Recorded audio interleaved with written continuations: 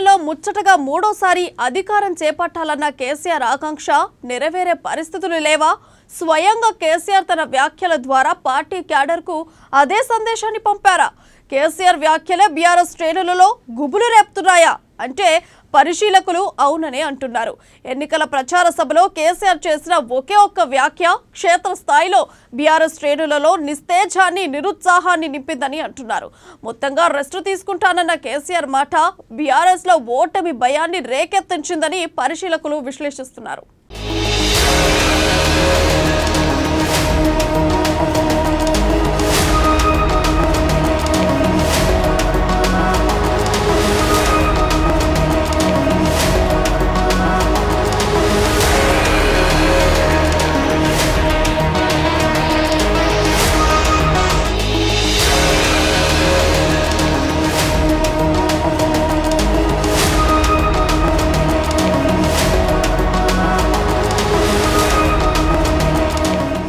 గులాబీ బాస్ లో ఓటమి భయం,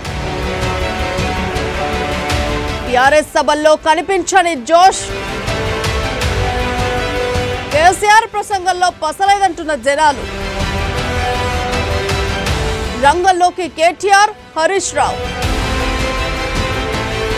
టీఆర్ఎస్ 10 ఏళ్ల పాలనపై ప్రజల్లో ఆగ్రహం, ఇతర పార్టీల వారికి రెడ్ కార్పెట్ పరిచిన కేసీఆర్, ఓటర్లను ఆకట్టుకునేందుకు కేటీఆర్ ప్రయత్నాలు, బీఆర్ఎస్ ను వెంటాడుతున్న ఓటమి భయం, తెలంగాణలో అనూహ్యంగా పుంజుకున్న కాంగ్రెస్.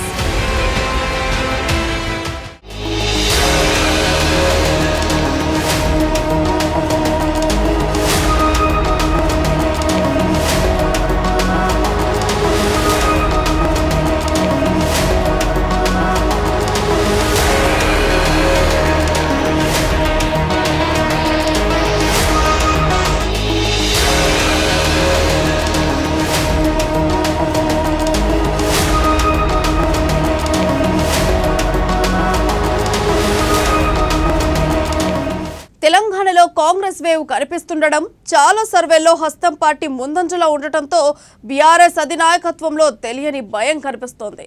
2014-2018 ఎన్నికల్లో బీఆర్ఎస్ లో ఇంత భయం కానీ అపనమ్మకం కానీ లేవు. 2018లో తెలంగాణలో కాంగ్రెస్, టీడీపీ కలిసి పోటీ చేసినప్పుడు కేసీఆర్ వ్యూహం అద్భుతంగా ఫలించింది. ఆంధ్ర వాళ్ళు తెలంగాణను మళ్లీ ఆంధ్రాలో కలిపేసుకుంటారని, టీడీపీ, కాంగ్రెస్ అందుకే కలిశాయని కేసీఆర్ చేసిన ప్రచారాన్ని తెలంగాణ జనాలు నమ్మారు. బీఆర్ఎస్ కు పట్టం కట్టారు. కానీ ఇప్పుడు ఆ పరిస్థితి కనిపించడం లేదు. 10 ఏళ్ల కేసీఆర్ పాలనపై జనాల్లో కాస్త అసంతృప్తి వచ్చింది. దానికి తోడు అవినీతి ఆరోపణలు, కుటుంబ పాలన, కేసీఆర్ కుటుంబ అహంకార ధోరణి, ఎమ్మెల్యేలపై అవినీతి ఆరోపణలు, లిక్కర్ స్కామ్లో కవిత, ఉద్యోగ నోటిఫికేషన్లు రాకపోవడం, ఇలా రకరకాల కారణాలతో జనంలో ఆగ్రహం ఉన్నమాట వాస్తవం.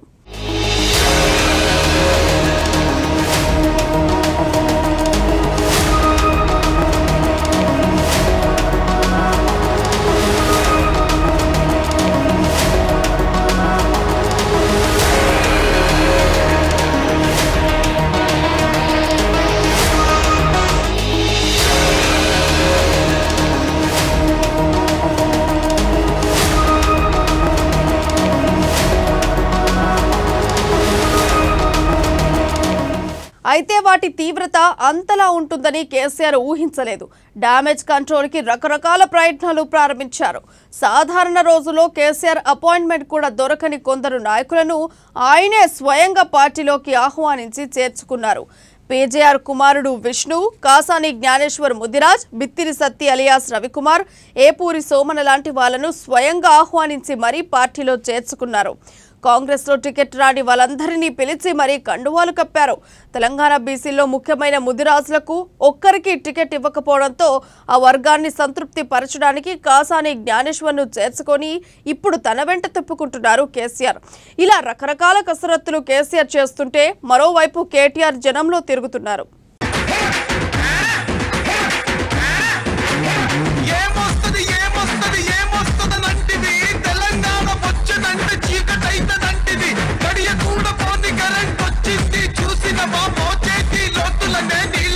చూసినవా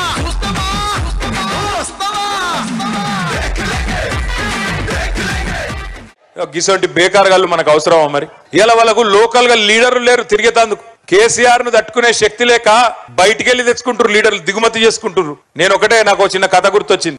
ఒక భార్య భర్త ఇద్దరు, బాగా కష్టపడే భార్య భర్త ఇద్దరు దినమంతా కష్టం చేసి సాయంత్రం వచ్చి ఇంట్లో కూర్చొని బువ్వ తింటుంటే ఆ చెట్టు మీదకి వెళ్ళి ఆయన తేలు ఊసి కింద పడ్డది. కింద పడే వరకు ఆ భార్య మొత్తుకున్నది, అగోగో తేలొచ్చింది కొట్టు అన్నది. ఆ భర్త లేచి బయట కురుకుతుండట. యాడిపోతున్నావా నువ్వు అంటే, బయట మొగోళ్ళు ఉన్నారు తీసుకొస్తాను ఉరికిండు. వీళ్ళు మరి వీళ్ళు అవసరం మనకి బేకారగాళ్ళు? కర్ణాటకకి వెళ్ళి, గుజరాత్కి వెళ్ళి, ఢిల్లీకి వెళ్ళి గాళ్ళని ప్రచారం తెచ్చుకునే సన్నాసులు రేపు మరి రాష్ట్రం ఎవడు నడుపుతాడు? వాడే వచ్చి నడుపుతాడా? కర్ణాటక నడుపుతాడా? అందుకే నేను మీకు చెప్పేది ఒకటే, మన తెలంగాణ స్టోరీకి, మన తెలంగాణ కథకు కథ, స్క్రీన్ ప్లే, దర్శకత్వం మొత్తం మన నాయకుడు కేసీఆర్. మన సినిమా బ్లాక్ బస్టర్, మన స్టోరీ బ్లాక్ బస్టర్. అదే వాళ్ళది Kannada producer, Delhi director, actor ఏమో పక్కోడు. మరి అట్టర్ ఫ్లాప్, డిజాస్టర్ వాళ్ళ సినిమా. నేను మీ అందరిని ఒకటే కోరుతున్నా, నిన్ననే విరాట్ కోహ్లీ సెంచరీ కొట్టిండు. తారీఖు నాడు కేసీఆర్ గారు కూడా సెంచరీ కొట్టాలి. మూడవసారి ఖచ్చితంగా ముఖ్యమంత్రి కావాలి. ఆడ ఈడ చిన్న చిన్నవి ఉంటాయి తాకట్లు, కుటుంబం అన్నాక ఉంటాయి. 4 కోట్ల తెలంగాణ కుటుంబం మనది. 4 కోట్ల మంది కేసీఆర్ గారి కుటుంబ సభ్యులే.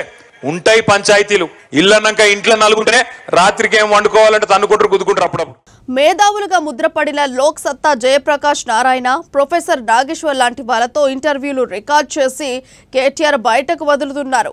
అన్ని డిజిటల్ ప్లాట్ఫామ్స్ లోనూ వదులుతున్నారు. చివరికి రేడియోలను కూడా వదలడం లేదు.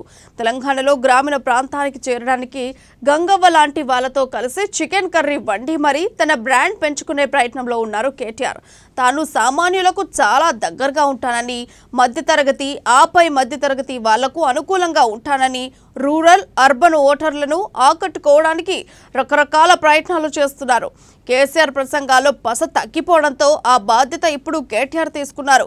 ఓ ఏడాది క్రితం వరకు పక్కన పెట్టిన హరీష్ రావును మళ్లీ రంగంలోకి దించారు కేసీఆర్. కేటీఆర్తో సమానంగా హరీష్ రావు ప్రతి నియోజకవర్గంలో మీటింగ్లు పెట్టి సర్వశక్తులు ఒడ్డుతున్నారు. పనిలో పనిగా తన సొంత బ్రాండ్ పెంచుకుంటున్నారు. ఇదంతా చూస్తుంటే తెలంగాణలో అందరికీ ఎక్కడో డౌట్ వస్తుంది. ఎక్కడ చూసినా మాకు మూడోసారి కేసీఆర్ ముఖ్యమంత్రి అని చెప్పి ఇవాళ ముక్త కంఠంతో ప్రజలు చెప్తా ఉన్నారు. ఇవాళ ప్రజలు ఆలోచిస్తా ఉన్నారు. ఈ రాష్ట్రంలో నవంబర్ 30వ తేదీ జరిగే ఎన్నికల్లో ప్రజలు ఒక నిర్ణయం తీసుకోబోతా ఉన్నారు. ఈ రాష్ట్రానికి ఒక దృఢమైనటువంటి నాయకత్వం ఉండాలనా, ఒక బలహీనమైన నాయకత్వం ఉండాలనా అని ఇవాళ ప్రజలు ఆలోచిస్తా ఉన్నారు. మన తెలంగాణ వైపు ఎవరయ్యా మీ ముఖ్యమంత్రి అభ్యర్థి అంటే మనమందరం అంటాం కేసీఆర్ అంటాం మనందరం కూడా. మరి కాంగ్రెస్ వాళ్ళను బీజేపీ వాళ్ళను అడుగు, మీ ముఖ్యమంత్రి ఎవరు అంటే చెప్తారా వాళ్ళు? పోటీ చేసినోడు ముఖ్యమంత్రి అంటాడు, పోటీ చేయనోడు నేనే ముఖ్యమంత్రి అంటాడు. 100 మంది ముఖ్యమంత్రి అభ్యర్థున్నారు అక్కడ. అంటే వాళ్లకు పాలన తక్కువ, కుర్చీల కొట్లాట ఎక్కువ. మరి అటువంటి వాళ్ళ చేతుల్లో ఈ తెలంగాణ పడితే బాగుపడుతుందా? ఇవాళ 10 సంవత్సరాల్లో తెలంగాణలో కరువు లేదు, కర్ఫ్యూ లేదు. ఉన్నదా? 10 ఏళ్లలో కరువు లేదు, కర్ఫ్యూ లేదు. కేసీఆర్ వచ్చినప్పటి నుంచి బ్రహ్మాండంగా ఈ రాష్ట్రం అన్ని రంగాల్లో ముందుకు పోతా ఉంది. అది వ్యవసాయమైనా, వైద్య రంగమైనా, అది సాగునీరైనా, సాంకేతిక రంగమైనా ఈ దేశానికే దిక్సూచిగా కేసీఆర్ తెలంగాణను నిలిపిండు. ఒకప్పుడు కేసీఆర్ సభ అంటే ప్రజలు ఎంతో ఆసక్తిగా చూసేవారు. ఆయన రాక కోసం ఎంతసేపైనా సభికులు నిరీక్షించేవారు. ఇక ప్రెస్ మీట్ పెడుతున్నారంటే పార్టీలకు అతీతంగా టీవీలకు అతుక్కుపోయేవారు. గంటల కొద్దీ ప్రెస్ మీట్లో మాట్లాడినా శ్రద్ధగా వినేవారు. ఇక ఎన్నికల ప్రచారం అంటే కేసీఆర్ స్టైలే వేరుగా ఉండేది. 2014, 2018లో ఎన్నికల ప్రచార సభల్లో కేసీఆర్ తన మాటలతోనే ఓటర్లను మెస్మరైజ్ చేశారు. దీంతో 2 పర్యాయాలు ఆయనకు ప్రజలు పట్టం కట్టారు. కానీ ప్రస్తుత ప్రచార సభల్లో కేసీఆర్ మాటకారుతనం కనిపించడం లేదు. సభికుల్లో ఉత్సాహము కనిపించడం లేదు. ప్రసంగం మధ్యలో కేసీఆర్ వేసే పంచులు పేలటం లేదు. పూర్తిగా చప్పగా సాగుతున్నాయి. మొదటి విడత నిరుత్సాహపరిచినా రెండో విడత జోరు పెంచుతారనుకున్న క్యాడర్కు నిరాశ ఎదురైంది. ఈ ఎన్నికల్లో ప్రజలు కారును ఓడగొడితే రెస్ట్ తీసుకుంటామని, కానీ నష్టపోయేది ప్రజలే, చెప్పుడు మా బాధ్యత అని అచ్చంపేట సభలో కేసీఆర్ చెప్పిన మాటలు సోషల్ మీడియాలో వైరల్ అవుతున్నాయి. నేను దళిత సమాజం పెద్దలకు నమస్కారం చేసి నేను మాట్లాడుతూ ఉన్నా. ఇలా బ్రహ్మాండంగా చారగొండ మండలం తీసుకున్నాం, వంతుల వారిగా తీసుకున్నా. రేపు దళిత బిడ్డలు బాగుపడాలని బ్రహ్మాండమైన స్కీమ్ తెచ్చిందే కేసీఆర్. కాబట్టి మీరు ఆలోచన చేయాలి, ఎవరిని బలపరచాలి, ఎవరు ఉంటే లాభం జరుగుతుంది. మనసు నిండా హృదయం నిండా నా తెలంగాణ సమాజం మొత్తం దళితులు, గిరిజనులు, ముస్లింలు, హిందువులు అందరూ కూడా బాగుపడాలని కోరుతున్నది ఎవరు అని ఆలోచన చేసి నిర్ణయం తీసుకోవాలి. వ్యక్తిగతంగా మాకు పోయేది ఏం లేదు. సపోజ్ మీరు ఉడగొట్టిననుకో ఏమున్నది రెస్ట్ తీసుకుంటాం, అంతే కదా. మాకు వచ్చేదేం లేదు, మాకు పోయేదేం లేదు. కానీ నష్టపోయేది ప్రజలే. చెప్పుడు మా బాధ్యత. తెలంగాణ సాధించిన వాళ్ళుగా, తెలంగాణ కోసం కొట్లాడిన వాళ్ళుగా, తెలంగాణను ఒక దారికి తీసుకొస్తున్న వాళ్ళుగా, ఒక తొవ్వలో దారిలో పెడుతున్న వాళ్ళుగా తప్పకుండా మా కర్తవ్యం మీకు చెప్పాలి. మా గడుపులున్న మాట మీద చేర్చాలి. అందుకోసమే నేను ఇలా అచ్చంపేటకు వచ్చిన. నాకు రావడంలో కొంచెం ఆలస్యం జరిగింది. పర్వాలేదు, మీరందరూ ఇంత ఎండ ఉన్నా ఇంత పెద్ద సంఖ్యలో వస్తారని నేను కూడా అనుకోలే. అచ్చంపేట ఊళ్ళో పెట్టుకుంటే మునుపు 10-15 వేలు 20,000 వచ్చేది. కానీ ఇలా కన్ను కనబడేంత దూరం ప్రజలు కనపడతా ఉన్నారు. బ్రహ్మాండంగా తరలి వచ్చినారు. ఎందుకు కేసీఆర్ కుటుంబం ఇంతగా నీరుగారిపోతుంది? ఈసారి గెలవలేమనే డౌట్ వచ్చిందా? ఆర్థికంగా ఇండియాలోనే ఏ పొలిటీషియన్కి అందనంత స్థాయిలో కేసీఆర్ ఉన్నారు. ఎన్నికల్లో తన డబ్బులతో ఆయన ఏదైనా చేయగలుగుతారు. పటిష్టమైన కార్యవర్గము ఉంది, వ్యవస్థలు ఉన్నాయి. ఇన్ని ఉండి కూడా ఎందుకు సందేహం వస్తుంది? ఎందుకు తత్తరపడుతున్నారు? ఇప్పుడు ఎవరికీ అర్థం కాని $1 బిలియన్ ప్రశ్న ఇది. ఏది ఏమైనా ప్రజా తీర్పు ఎలా ఉంటుందో ఫలితాల వరకు వేచి చూడాలి.